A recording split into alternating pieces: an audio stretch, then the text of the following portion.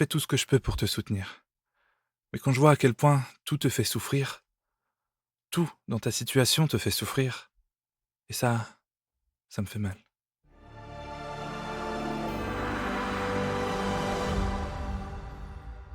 Bienvenue, cher adepte de série. Moi, c'est Jonathan, et aujourd'hui, on va parler de la toute dernière saison de Young Royals. Attention cependant, elle sera full spoiler. Donc, si tu n'as pas regardé la saison, je te déconseille d'écouter ce podcast.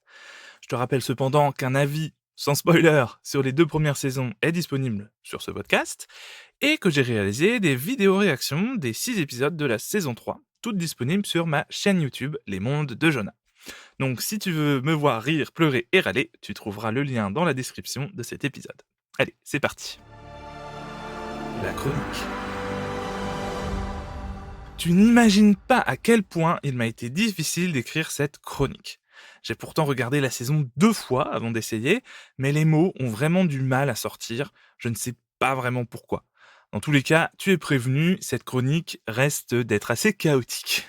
Tu le sais si tu as écouté mon avis sur les saisons précédentes, mais cette série est un énorme coup de cœur, et ça me fait vraiment quelque chose de la voir s'arrêter, même si pour être honnête, je préfère qu'elle s'arrête au bon moment, plutôt que de continuer des années et des années jusqu'à la dénaturer, comme tant d'autres séries l'ont déjà fait. Bref, je vais commencer par les nombreux thèmes abordés cette saison.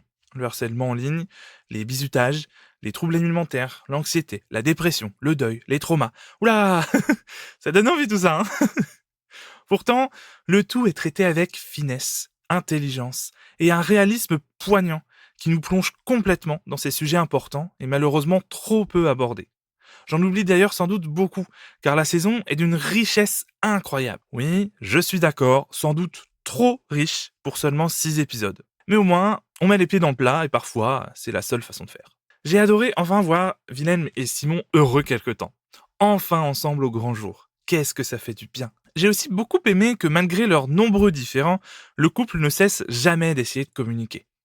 Alors ils le font mal, sont très maladroits, se crispent un peu, mais au moins, ils essaient. Le fait que ce ne soit jamais vraiment l'amour des deux qui soit le problème est aussi un point très important pour moi. En fait, sans la couronne, sans la bourgeoisie et sans le regard des autres, ils auraient pu vivre heureux dès le départ et leurs sujets de discorde auraient été bien moins nombreux. J'ai beaucoup apprécié les storylines des autres personnages, surtout Félix, Sarah et Auguste. Alors, comme pour les nombreux sujets, seulement 6 épisodes sont trop peu pour développer ces histoires aussi bien qu'il aurait été possible de le faire, mais ça reste grandement satisfaisant à mon sens. Cette chronique va déjà être plus longue que prévu, donc je vais passer à mon avis sur les 2 derniers épisodes, et donc sur la fin de la saison, et surtout de la série. Et puis, parce que dans tous les cas, c'est ce qui vous intéresse le plus, je suis sûr. La fin de l'épisode 5 m'a un poil déçu, je dois bien l'avouer. On savait à l'avance que l'épisode allait se terminer par un cliffhanger, rien que par le fait que le final était diffusé une semaine plus tard. Je m'attendais donc à quelque chose de vraiment bouleversant du point de vue de l'histoire. La mort de la reine, la mort d'Auguste, une connerie d'Auguste, bref, quelque chose qui allait changer radicalement l'intrigue. Alors, évidemment que la rupture du couple principal est bouleversante et que ça change l'histoire.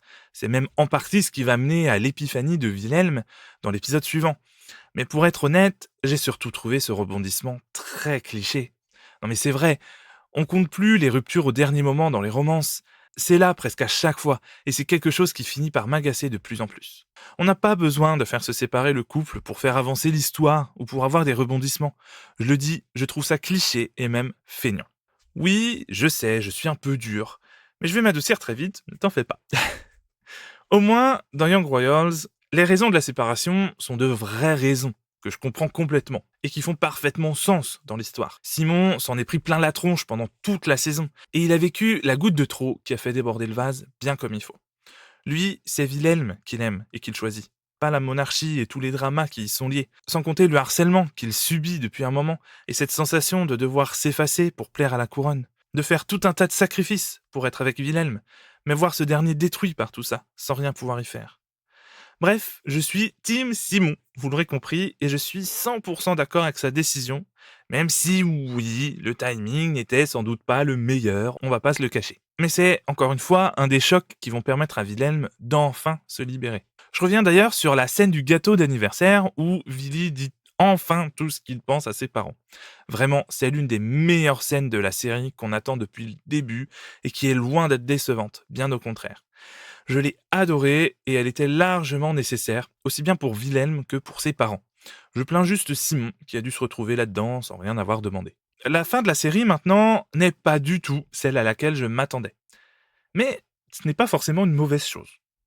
En fait, quand on y réfléchit bien, cette conclusion est la conclusion parfaite de l'histoire qu'on nous raconte depuis 3 ans. Elle est cohérente avec le récit et avec les personnages. Et c'est ça qui compte le plus, à mes yeux. La fin heureuse était aussi quelque chose que je voulais absolument. Je ne suis pas contre les fins malheureuses ou plus dramatiques. Mais pour ce couple et pour cette série, c'était, je pense, très important d'apporter une fin heureuse et surtout de l'espoir. Des fins malheureuses pour les fictions LGBTQIA+, on en a déjà énormément. Les fins malheureuses pour les personnes LGBTQIA+, dans la vraie vie, on en a déjà énormément aussi malheureusement, et c'est bien pour ça qu'on a besoin d'une conclusion pareille à une série pareille. Alors oui, je sais que beaucoup sont déçus, que le prince qui aime les autres garçons ne devienne pas roi, qu'il n'utilise pas son pouvoir pour faire changer les choses, pour devenir un modèle. Et moi aussi je l'ai pensé. Mais quand on y pense, ça n'aurait pas été cohérent du tout avec la série, et surtout avec Wilhelm. Car si cette histoire est bien claire sur une chose, c'est le fait que Willy déteste son rôle, et ça depuis bien avant de rencontrer Simon. Il n'a jamais voulu de cette vie, et la question principale, la morale de Young Royals, est bel et bien là. Doit-on suivre le chemin que l'on a tracé pour nous, ou devons-nous tracer le nôtre? Cette fin donne une réponse à cette question. Il faut toujours suivre son cœur et se battre pour vivre la vie qu'on veut. Nous. Pas nos parents, pas la société, pas les autres. Nous. C'est, je pense, un message très fort et très important. D'ailleurs, le fait que Willem dise bien qu'il a fait ça pour lui, et non pas pour Simon, est d'une importance capitale à mes yeux. Il n'a pas fait ça pour quelqu'un d'autre, pour récupérer l'amour de sa vie. Non, il a fait ça pour lui, et lui seul, pour enfin se libérer de ce fardeau qu'il porte depuis toutes ces années. Alors oui, la toute fin de l'épisode est sans doute trop précipitée.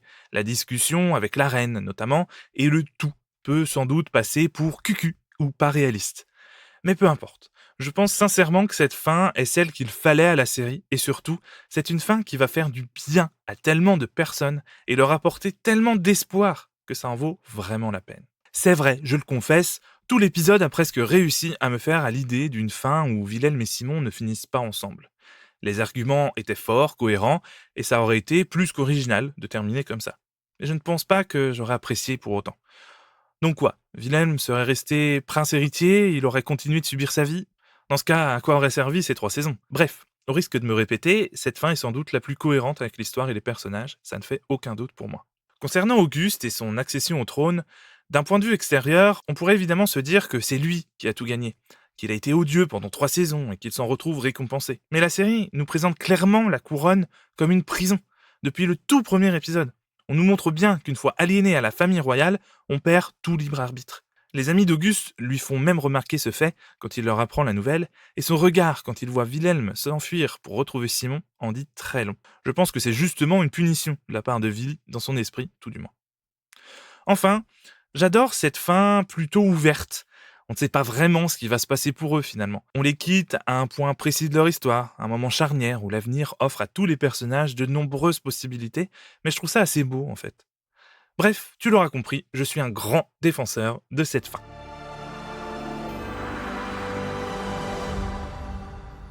Voilà, cette chronique est terminée. Elle aurait dû sortir bien avant, mais je n'arrivais tout simplement pas à finir de l'écrire. Il y a tellement à dire sur cette saison et sur cette série que c'est beaucoup trop compliqué de tout caser dans une chronique de moins de 10 minutes.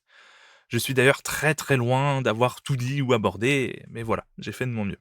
Et puis bon, tu commences à le savoir, ce que j'aime c'est surtout parler avec mon cœur et aborder mes ressentis, et ce qui fait que moi, j'ai aimé tel ou tel roman ou série, et je pense avoir réussi ici, je sais pas. En plus, tu peux toujours aller regarder mes vidéos réactions des épisodes sur YouTube, hashtag autopromo. Dans tous les cas, cette série va énormément me manquer. C'est l'un de mes plus gros coups de cœur de ces dernières années, et je pense qu'elle va me marquer pendant un long moment. Et toi, qu'est-ce que t'as pensé de cette saison et même de cette série? Est-ce que tu es aussi enthousiaste que moi ou pas du tout? En attendant, je te laisse avec une citation et je te dis à la semaine prochaine pour un nouvel avis de Jonah. Ça a rien à voir avec lui. Il y est pour rien là-dedans, maman. C'est... c'est mon rôle qui me gêne. Ça a toujours été mon rôle, le problème. Toujours. Je sais que tu penses que je vais changer d'avis, mais ce sera pas le cas. Je veux pas de cette vie-là. Si tu crois à la monarchie, si tu penses que c'est important de naître dans la bonne famille, alors...